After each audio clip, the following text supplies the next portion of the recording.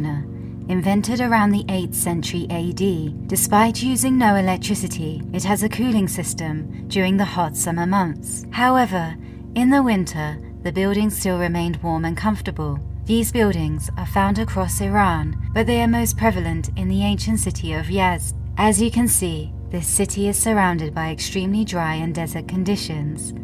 The climate is pretty extreme, with the hottest month being July, which has an average temperature of around 38 degrees Celsius, or 102 Fahrenheit, and the highest recorded temperature in the city was a whopping 46 degrees Celsius, that's 115 Fahrenheit. There is also little to no rainfall throughout the year, with the average annual rainfall being somewhere between 0.4 to 0.7 millimeters. It's crazy to think, even today in this city, most buildings do not have modern air conditioning, but instead they still rely on the ancient air conditioning system. This is because, unlike powered air conditioning and fans, badgirs are silent and continue to function when the electrical grid power fails. The badgir literally translates as wind catcher.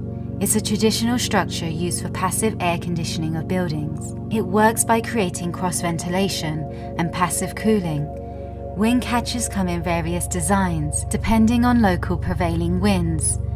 They can be unidirectional, bidirectional, or multidirectional, and despite the name, these wind catchers can also work without wind. Wind catchers rely on local weather and microclimate conditions, and not all techniques will work everywhere. Wind catchers work in a few ways. The first and most common is to cool the inside of the building. The tower has openings that are facing the wind and trap it inside, creating a nice breeze inside the building. When used with a qanat, which is an underground water channel or pool, air is drawn down, it reaches the water and then is drawn up to the wind catcher to be dispersed into the building. When there is no wind, the wind catchers are like a chimney, letting the hot air rise and escape. The wind catchers can also be used with a filter to stop dust particles and pollution entering the building. There are hundreds of these wind catchers in Yazd, which is a city entirely made of adobe buildings.